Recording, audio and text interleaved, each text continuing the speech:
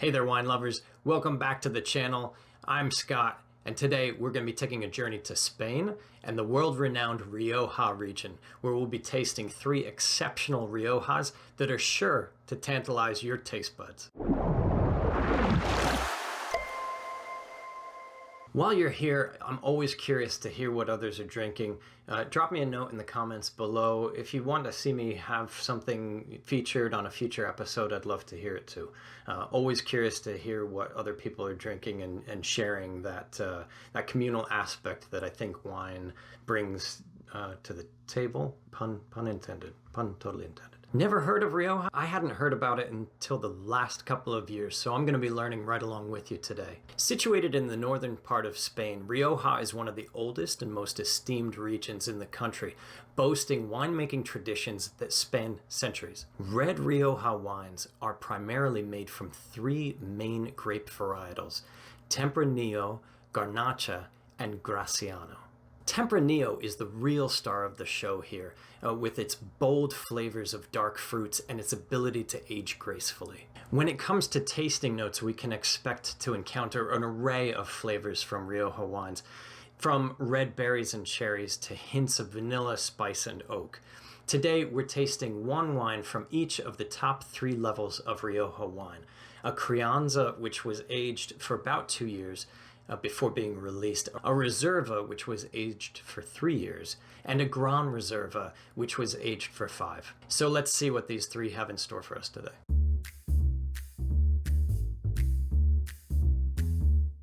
First up, we have the Bodegas Olarra Cerro Anon Crianza Rioja. Say that 5 times fast. This is a 2019 vintage, which according to Wine Enthusiast is a great year, but we're probably drinking this a few years too early.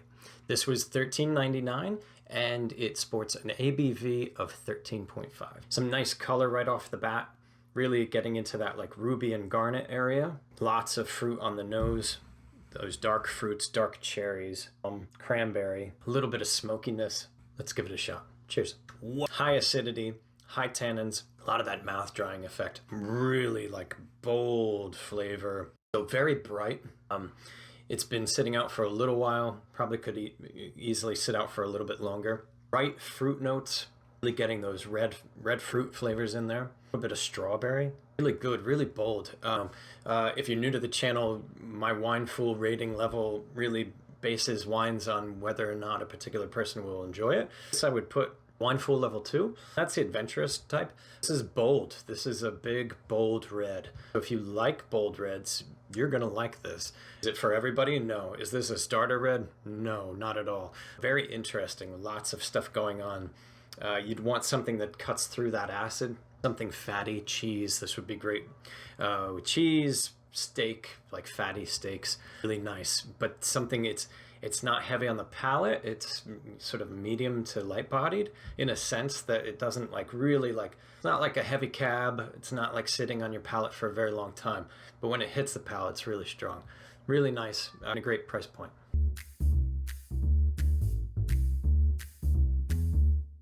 Next, we have the 2015 Sierra Cantabria Reserva Rioja. This is 14% alcohol by volume, and this was probably the priciest bottle of today's selections at $32. We'll see what another 4 years of aging has done and see if we can tell the difference. Much more mellow on the nose. Great color, definitely that ruby garnet, the edges, like a cherry pie. Like the aromas that I got off of this have like calmed down. They've got a more of like a baked fruit sense. It's like a little bit of vanilla in there. I'm really curious now.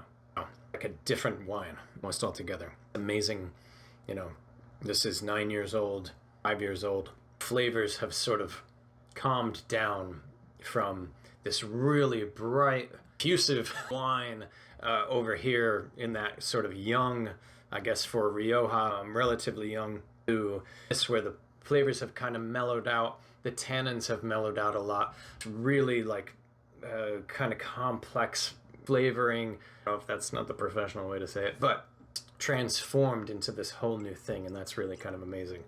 Everything's kind of calmed down from acid, tannins, kind of mellowed out a little bit. Is that a good thing? It's feeling almost a little bit flat. Maybe it's mellowed too much. Again, I don't have the same bottle. That would be much more fascinating to explore, to have the same bottle over the years. Really interesting. Again, Wineful Level 2, just because I think this is an adventurous, we're exploring sort of a new area here. I've never tasted Rioja before.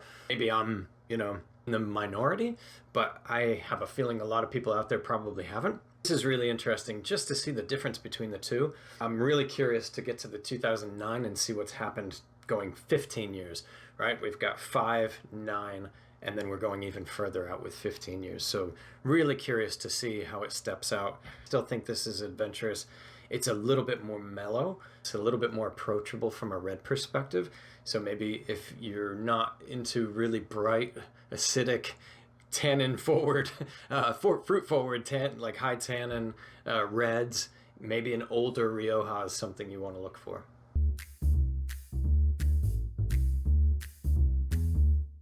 Finally, we have a little bit of a special treat.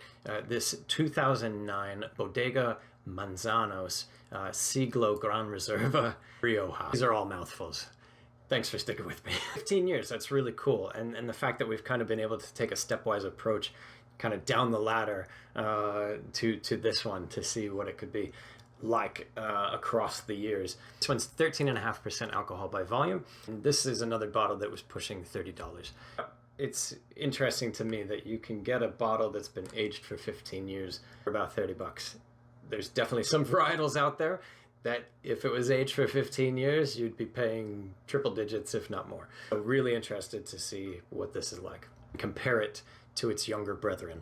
Right off the bat, the color, and this is what happens. It starts, the color starts to lean more towards that garnet, that on the scale of red wine colors. So yeah, definitely leaning heavier into that garnet color right off the bat. So really different, one end of the spectrum to the other. Bright red fruits, mellowed out red fruits, almost a vanilla-ness to it. This one's starting to get like a leatheriness to it. Nose is really mild.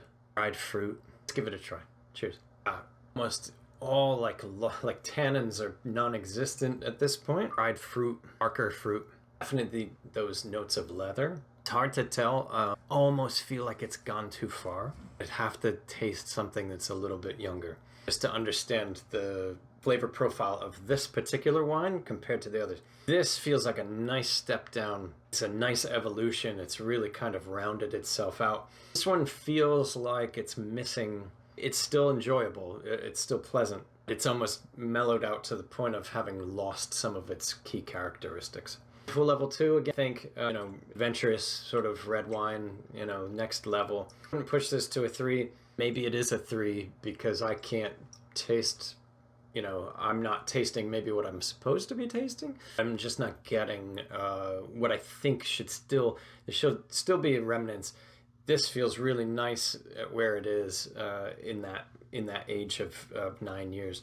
This feels like it's gone just a little bit maybe too far. Newer Rioja at 5 years, a really mellowed out cherry pie, like really like vanilla, really interesting at 9 years. And then a 15-year where not quite sure, but an interesting, we've got the Crianza, the Reserva, the Gran Reserva. Really interesting to see sort of across those as well. And then the price points from low to sort of high. But you can see where grabbing a bottle of this and sitting on it for a couple years might be beneficial, might turn into a really beautiful bottle of wine. I'm going to finish off with the one I like the best. Till next time, stay foolish and cheers to drinking better wine.